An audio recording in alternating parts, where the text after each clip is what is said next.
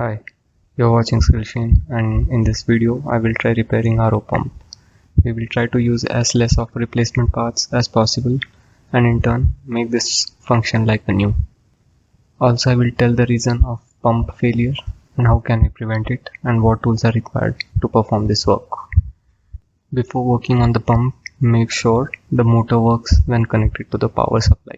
I have removed the damper bracket from the pump, and now as you can see here, the pump has some rust or metal oxidation, and this isn't allowing the screws to turn. So a solution to this problem is to mix half part of oil to 1 part of gasoline or petrol. This acts as a penetrating solution and will help in loosening the screws. Take a flathead screwdriver and apply wherever necessary.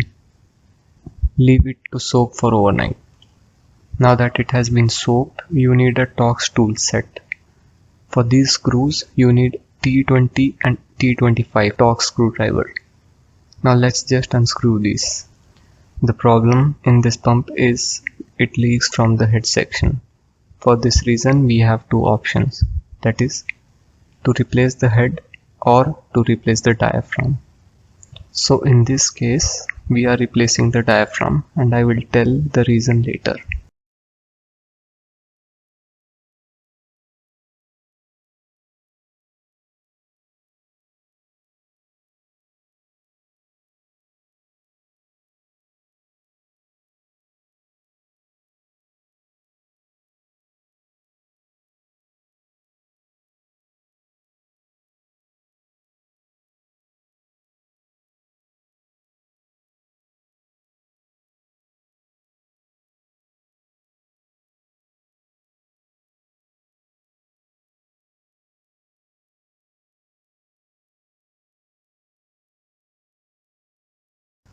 Now that I have separated the head cover, you can see the screws are of different size.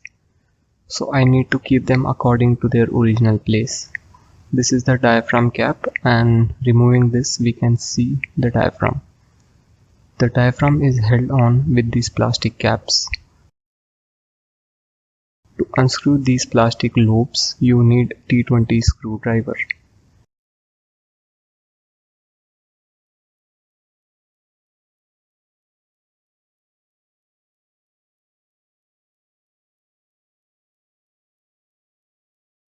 After unscrewing and removing the diaphragm, you can clearly see how bad the deposition has happened here.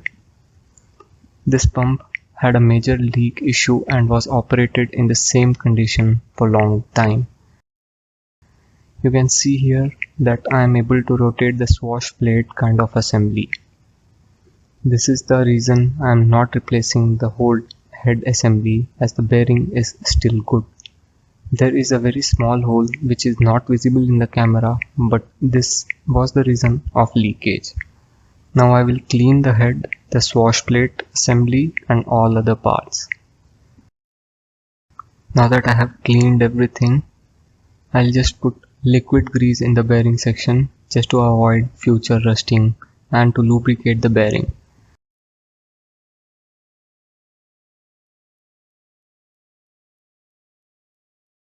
I have connected wire push terminal. This is how it works. The 3 points go up and down, in turn pulling and pushing the water. This increases the pressure, and this is the head cover and diaphragm cap. This is required to be cleaned as fine mud gets trapped here. Even after cleaning the head with soapy water, these scales haven't gone. The surface needs to be flat so as to avoid another leakage in the future. Take a flathead screwdriver or a cutter blade and slowly but carefully remove the scaling. Be careful not to gouge the surface, else it will start to leak.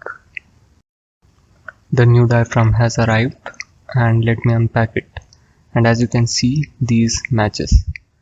The size needs to be equal, else it won't fit inside the head cover. These small rubber rods must be there to hold the plastic lobes in its place. Let's install it.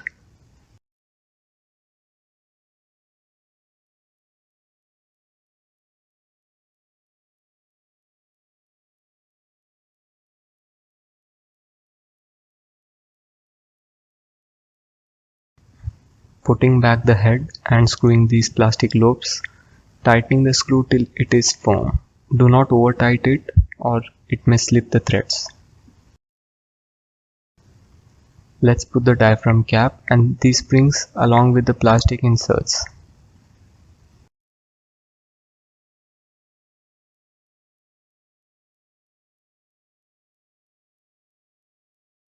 Now carefully align the springs to the designated place in the head cover and slowly close the cover.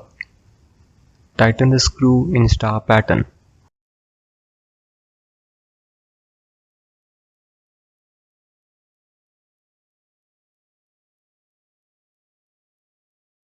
Now that the pump is ready, let's test it. This is the setup. The multimeter is in amp mode and will display the current consumed by the pump. The power feeding the pump is 24 volts DC. The white pipe in the pump is the inlet side and the blue pipe is the pump outlet side. The water will initially pulse like here as the pump is sucking the water. In real life, the water is fed to the pump due to gravitational force. The overhead tank delivers the water to the tap at some velocity and this pump then pressurizes the water. Due to the very same reason, the current is showing high in the multimeter.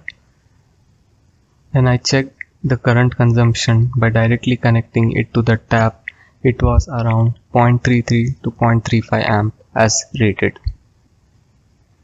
As you saw in the video, the pump was repaired with bare minimum replacement parts.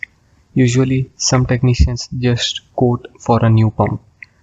That's a complete waste of money and resource.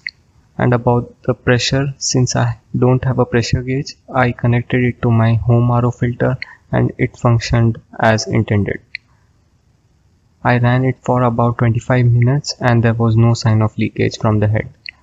Now, what causes a pump to leak? It may be due to pump diaphragm age, and that due to silicone rubber aging, it gets stiff and forms crack.